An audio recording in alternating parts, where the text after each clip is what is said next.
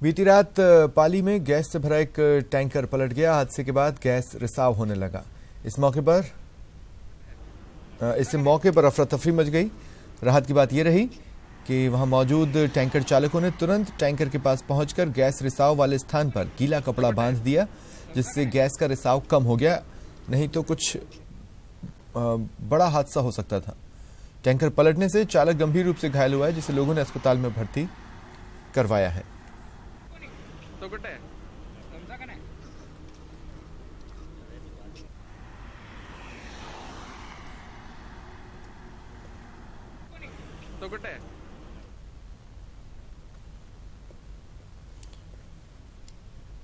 Board इम्तिहान छात्रों के लिए ही नहीं, शासन प्रशासन के लिए परीक्षा की घड़ी होता है। तभी कल से शुरू होने जा रहे एग्जाम्स के लिए माध्यमिक शिक्षा बोर्ड संभल कर कदम रख रहा है। गुरुवार से बोर्ड परीक्षाओं का आगाज हो रहा है। उससे पहले मंगलवार को संगीनों के साए में बोर्ड परीक्षाओं के प्रश्न पत्र पुलिस थानों के लिए रवाना कर दिए गए। प्रदेश भर में पेपर्स की हिफाजत के लिए पुलिस के कड़े इंतजाम थे।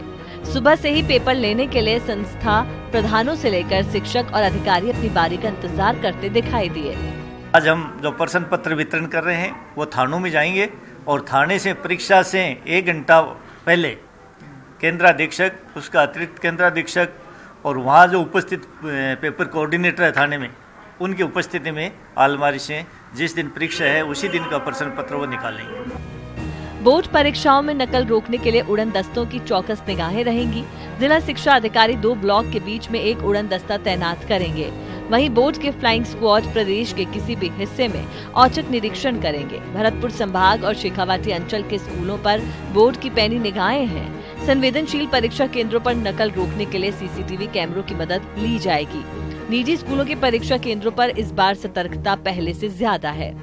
कहीं से कोई शिकायतें आ रही थी कि एक ही जो स्कूल का परीक्षा सेंटर है वो खुद का विद्यालय है, तो लोग कह रहे थे कि साहब ये स्टाफ जो खुद का होने के कारण यहाँ कुछ गड़बड़ कर रहे हैं, तो इसके लिए क्या है कि दूसरी विद्यालय का स्टाफ लगाया जा रहा है। बोर्ड की परीक्षाएं बहुत ही पारदर्शिता के साथ में हों, बच्चा निर्भय होकर के, निडर होकर के एग्जाम देवे, उसको किसी तरह की असंवैधानिक नहीं हो, किसी तरह की नकल वगैरह नहीं हो।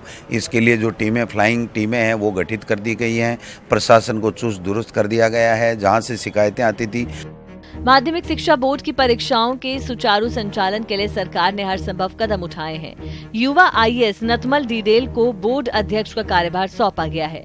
जाहिर है पूर्व की गलतियों से बोर्ड अधिकारियों ने काफी कुछ सीखा है और अपनी छवि को बेदाग बनाए रखने के लिए इस बार वो किसी भी तरह का जोखिम उठाने को तैयार नहीं है।